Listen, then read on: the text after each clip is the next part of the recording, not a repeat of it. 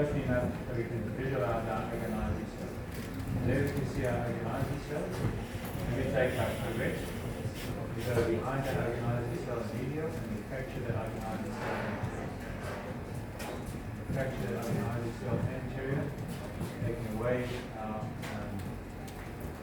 our wall of the agonizing cell. So once we've done that, we start to visualize into our superagafrontal cell. Now we know that the superagafrontal cell is a long cell.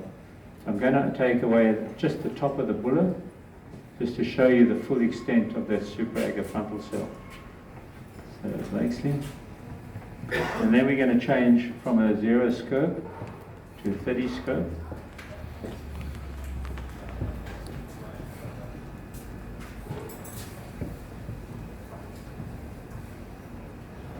Now we're going to look up at the frontal, and we're going to take our curette. I don't want the 90, I want the 45. So now we start to look, we start to see the superagafrontal cell, and we start to see there's a little septation in the cell. We can see all the way anterior on that cell and all the way posterior. So we know the drainage pathway is medial.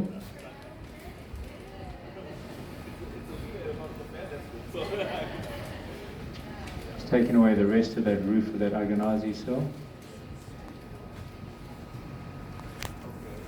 We know the drainage pathway is medial, so we want to go up medially, fracturing that cell laterally. So as we go up and fracture, we start to see our frontal ostium coming to view. So there's our frontal ostium as we fracture that cell lateral and medial. So fracture the cell.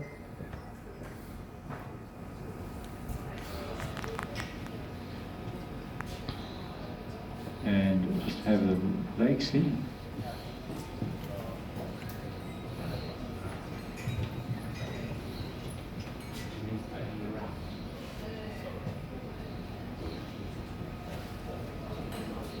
Now we start to visualize our frontal ostium. So we can see our frontal ostium. Now we want to clean the anterior wall, so the cobra.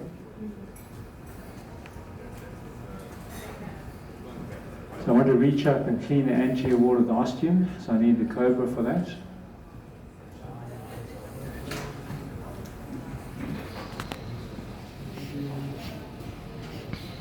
No, have we got a cobra?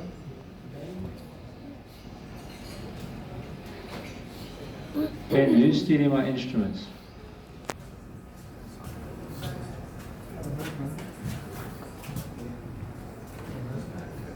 So this is still the wall of the superagafrontal. Somebody getting me a cobra?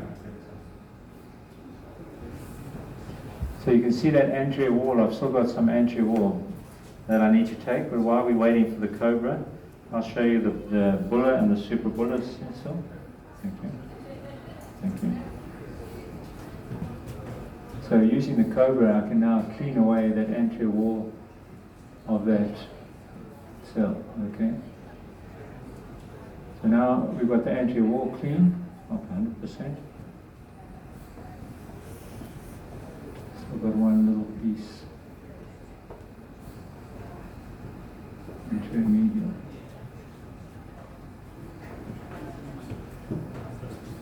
Okay, so we've got the anterior wall clean. Now we go up and show you the bulla and suprabulla. So if we look up here, this is the top of the bulla. So we go and take the top of the bulla down. And as we take the top of the bulla, we start to see that suprabulla frontal cell come into view. So this is the suprabulla frontal cell. We're going to open up the suprabulla frontal cell and remove the suprabulla frontal cell. Giraffe, front to back.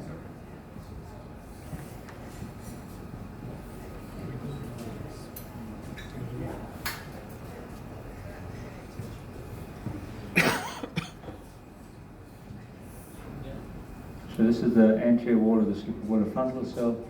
We take that away just to clean our frontal ostium. 30. So that's just cleaning the frontal ostium by taking the posterior wall. And as we do that, we can see our anterior femoral artery coming to view. and we can clear that anteethmoidal artery and visualize that artery in the skull base. So we've now cleaned our frontal sinus on this side, and now we're going to go to the other side.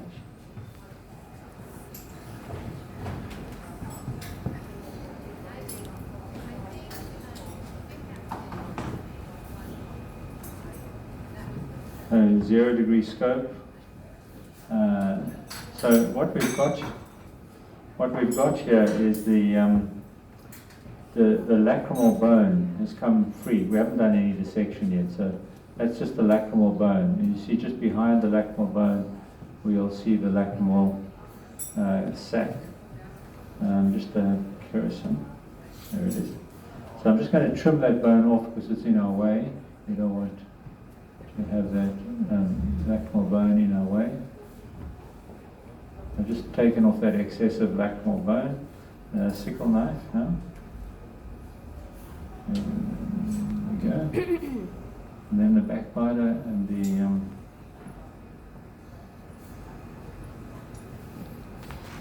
so go to the top of your unslit, look for the free edge of your unslit, right at the top. Cut your unslit all the way, hand on the head for me. Ben. That's why we've got to put the straps over the top. Backbiter.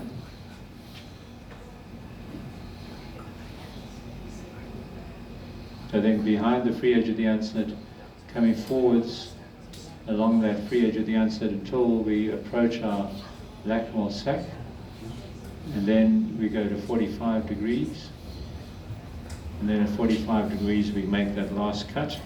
We go immediately to a 30-degree scope. We don't look laterally until we put our 30-degree scope on. We take the double right angle ball probe and we look over the top of our cut edge of our unslit, and we see the natural ostium of our maxillary sinus. And we can fracture that down to open that natural ostium up, should we wish to do so. Okay. Now we go to the rest of our unslit process. We fracture the unslit process upwards. Take the Blakesley to remove that unslit process.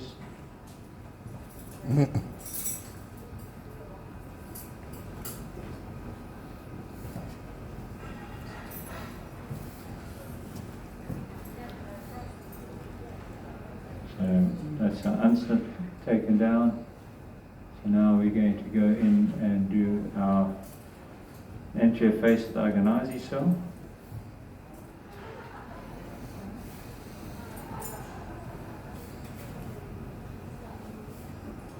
AJ Koffler punch again. Open up the anterior face. So there's your free edge of your unslit. And take that free edge of the unslit and then go up.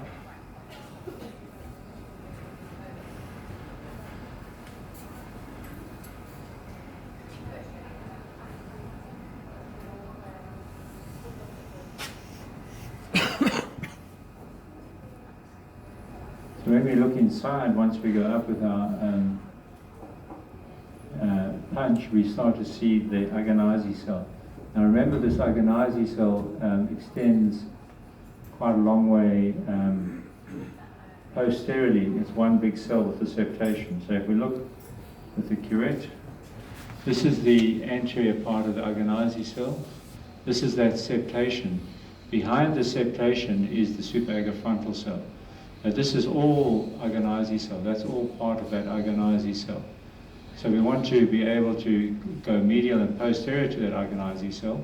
So we see this is all Agonizzi cells, so medial and posterior. So you can see I'm now behind medial and posterior to the Agonizzi cell, and I can fracture that Agonizzi cell forwards. You can see I'm doing that, fracturing the Agonizzi cell forwards. Take that Agonizzi cell away.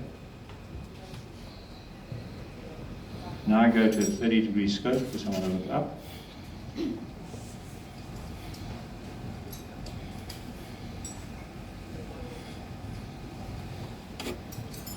And then we fracture that Agonizzi cell away. That's the posterior wall of that Agonizzi cell. But I have the right curette. Here's my 45. 45 curette. There it is.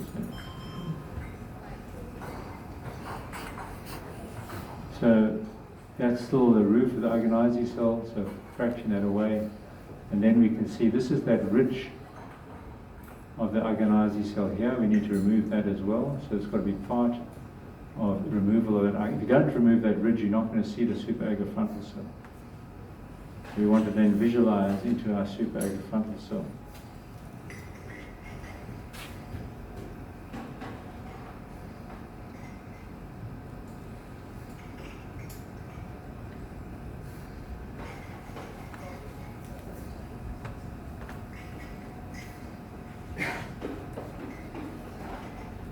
Okay, now to open the superagafrontal cell, I need to do a little bit more with the cobra.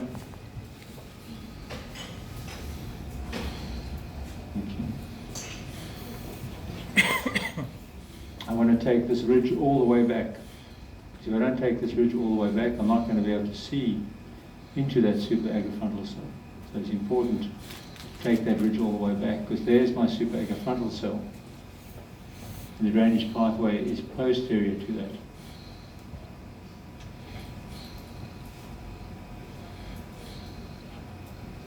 Okay, now if I can take the curette again. So I'm just going to clean inside the superagafrontal cell so that you can see it before we remove it. So this is all superagafrontal cell, and I might switch. Have we got a 70? So we're looking right around the corner now.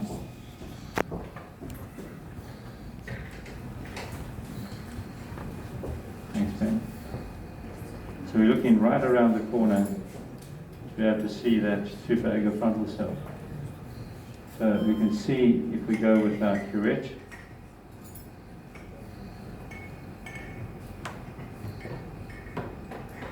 So this is our superagafrontal cell. So this is the roof of the Agonizing cell, we can see here. Just going to fracture the roof of that Agonizing cell away. Fracturing the roof of the Agonizing cell away. I've gone through that ridge, and then just use a giraffe forceps. Take away that. And now we can see there's our superagafrontal cell. So we've removed our Agonizing cell right up to the back of the superagafrontal cell. So removed our Agonizing cell up to that point. Now we can see our superagafrontal cell. And you see, if you don't remove this ridge, you can't see into that superagafrontal cell. So it's really important. Now we know it's a posterior drainage pathway, so we go behind and we can fracture that cell forwards and expose that frontal ostium. So now we start to see into that frontal sinus, taking away that superagafrontal cell. And then you can see we have the frontal sinus coming into view.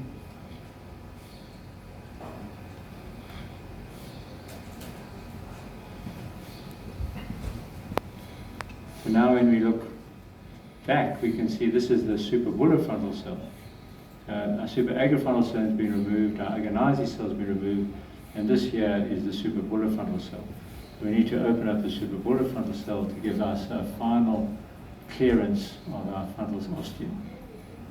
And then we can go with back to the 0 degree scope, and we can just take our Blake seat to expose the anterior artery. And then we